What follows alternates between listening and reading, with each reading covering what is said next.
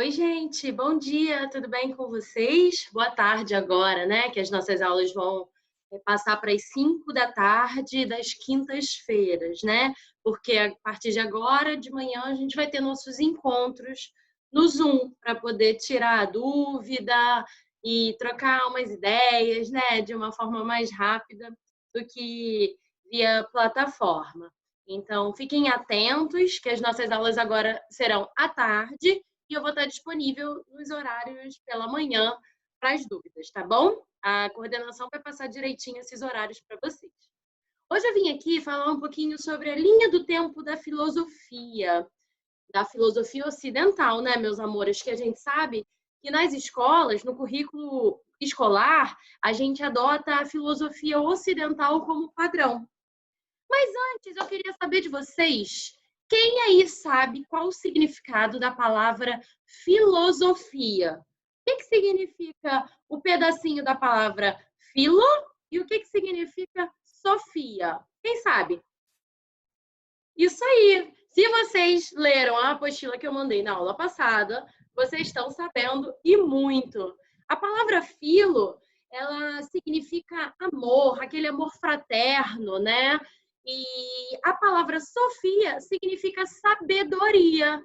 Então a gente tem filo, interesse, aquele amor pela sabedoria, que é Sofia, não é? Olha que legal.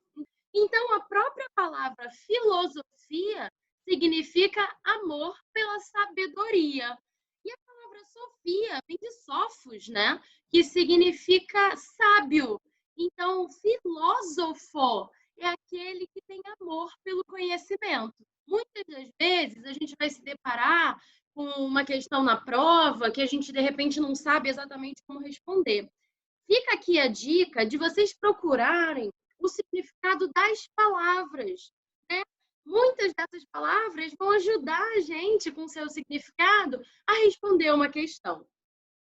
E vocês sabem que a gente vem falando de um determinado momento nessa linha do tempo da filosofia que eu vou apresentar hoje aqui para vocês?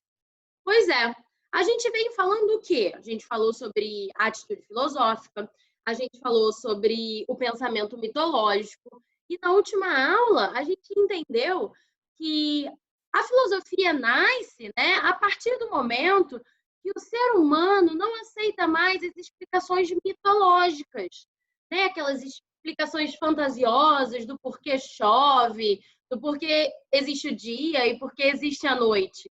Existe um momento em que o ser humano passa a se esforçar para responder de forma racional. Não é isso que a gente vem falando nos últimos dias? Pois é, como é que a gente pode chamar esse momento histórico aí? A passagem do mito ao logos. Muito legal. Muitas vezes eu vou falar para vocês, vocês lembram da passagem do mito ao logos? E eu vou estar querendo justamente pensar sobre esse momento em que os seres humanos deixaram de acreditar em respostas mitológicas e começaram a desenvolver respostas racionais para esses fenômenos da natureza. Antes de mostrar a linha do tempo que eu escolhi para vocês, eu acho que é importante deixar aqui registrado que quando a gente está vivendo um momento histórico, a gente não consegue apontar exatamente qual é esse momento. Parece um pouco confuso, mas vocês vão entender.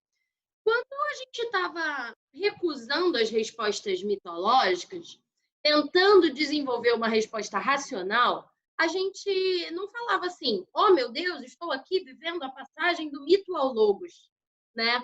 Não, isso não existe. A gente normalmente nomeia depois esses períodos da linha do tempo. Então, essa é uma linha do tempo que a gente pode chamar de artificial. Mas para que ela existe, gente? Ela é nada mais do que uma ferramenta para a gente poder estudar a história da filosofia. Por isso que a gente separa a filosofia em períodos históricos, como está aqui, ó. Deixa eu abrir para vocês. Olha aqui a linha do tempo que eu separei para gente. Deixa eu botar o meu rostinho aqui, ó, bem no cantinho. Os principais períodos da história da filosofia ocidental, tá? Que isso fique muito claro. Até porque a gente já leu o artigo do Renato Nogueira, que sugere, que afirma e defende que no Egito a gente também já tinha filosofia, né? Depois a gente vai conversar um pouquinho sobre isso, sobre o porquê que nosso padrão ele é sempre da história ocidental. Mas isso fica para depois. Por enquanto, eu quero que vocês deem uma olhadinha aqui. Olha aqui a linha do tempo que eu escolhi para vocês. Em primeiro lugar, para deixar claro por que eu escolhi essa linha do tempo. Olha que interessante a divisão que ele faz aqui, ó. Tales de Mileto, na filosofia antiga, século 6 a.C., até o século 6 depois de Cristo, né? Ele bota alguns nomes, como Tales de Mileto, Sócrates, Platão, Aristóteles, né? E alguns outros. O interessante é que ele não faz uma quebra abrupta nessa linha do tempo. A gente tem aqui a filosofia cristã no mesmo tempo em que a gente ainda tem uma filosofia antiga. Isso que eu queria que vocês tivessem na cabecinha de vocês. Não tem como separar em caixinhas perfeitas. Essa linha do tempo é uma ferramenta para ajudar a gente a entender como a história da filosofia foi se desenrolando ao longo do tempo, tá? Então, a gente tem aqui filosofia antiga, a gente tem a filosofia cristã, com Santo Agostinho e São Tomás de Aquino, olha ele aqui embaixo. A gente tem a filosofia moderna, com Locke, Kant, Descartes. A gente tem também a filosofia contemporânea, Nietzsche, Marx, Husserl, Habermas, Sartre, Wittgenstein, um monte de filósofo que vem até os dias atuais. Porque a gente não tem fim a gente não tem um fim para essa linha do tempo. A filosofia é viva e a gente continua produzindo, né? Então, a gente vai estudar um monte desses filósofos que estão aqui para vocês. Mas a gente vai começar pelo início, né? É bom, né? Começar pelo início. A gente vai falar um pouquinho aqui sobre Tales de Mileto, sobre os primeiros filósofos que foram chamados de filósofos pré-socráticos. Eu vou tirar aqui o compartilhamento da tela. Gente, beleza. E aí a gente entendeu que a gente fez a passagem do mito ao logos, né? Que a gente recusou as respostas mitológicas e a gente começou a desenvolver respostas racionais para os fenômenos da natureza. Já disse para vocês também que o primeiro grupo de filósofos foi nomeado como filósofos pré-socráticos. Mas existem outros nomezinhos também para eles, né? A gente pode chamar eles de fisiólogos. A gente pode chamar esse primeiro grupo também de filósofos naturalistas ou físicos. Olha que legal. A gente tem uma ideia hoje de que físico é aquele professor que dá aula sobre fórmula e sobre as leis da física. Mas antigamente, na época desses primeiros filósofos, antes de Cristo, 600 antes de Cristo, 700 antes de Cristo, 500 antes de Cristo, esses filósofos eles estavam interessados em quê? Eu dei uma dica aí, hein? Com esses nomes. Eles podem ser chamados de filósofos naturalistas.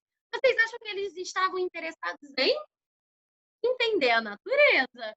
Não é? Foram as primeiras perguntas que eles fizeram, né? Da onde vêm as coisas? Da onde surge tudo? Por que a gente nasce, cresce e morre? Porque todas as plantinhas da semente dão um caulizinho pequenininho e vai crescendo, depois ela envelhece e morre. Por que o sol nasce todo dia? Da onde vem o sol? O que é o sol? Era isso que interessava os primeiros filósofos, né? Ou seja, a gente pode usar esse nome, filósofos naturalistas, como uma dica para lembrar do interesse que eles tinham. E aí, se baseando nessa linha do tempo da filosofia ocidental, a gente identifica uma pessoinha como o primeiro filósofo. O nome dele é Tales de Mileto. Vocês devem ter ouvido falar dele lá nas aulas de geometria, né?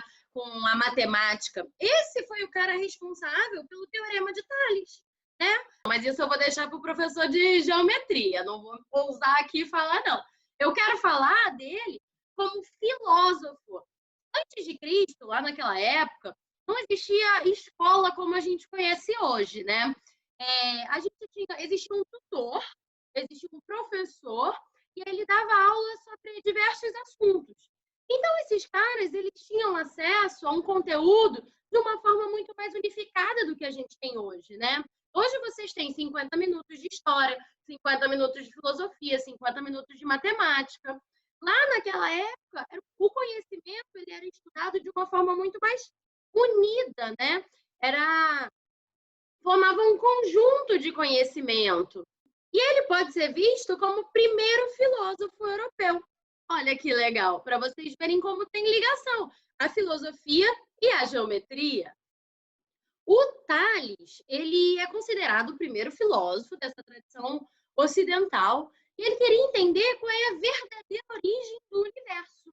Por isso, ele faz parte do grupo de filósofos naturalistas.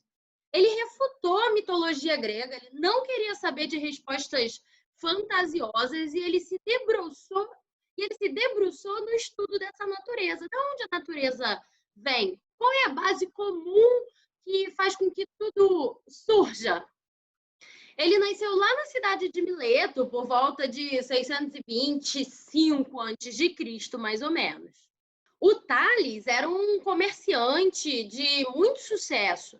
E isso permitiu que ele desse vários rolés ali em outras cidades e conseguisse absorver outros conhecimentos produzidos por outras culturas. Ele, por exemplo, viajou muito para o Egito. E os egípcios, eles eram muito bons na matemática. Vocês já viram aquelas pirâmides, né? São super antigas e estão em pé até hoje, né? Como é que pode? Tem que ser muito bom na matemática. Então, o Tales deu um rolezinho lá no Egito e pegou um pouquinho do conhecimento produzido pelos egípcios. Isso é uma informação muito importante. Ele trouxe esse conhecimento para a Grécia e aplicou na astronomia, por exemplo. E esse conhecimento astronômico, junto com tudo que ele aprendeu com os egípcios, permitiu que ele desenvolvesse o Teorema de Tales. O Teorema de Tales, né, é um cálculo que, na época, permitia descobrir a altura da pirâmide. Não tinha como, não tinha uma escada gigantesca.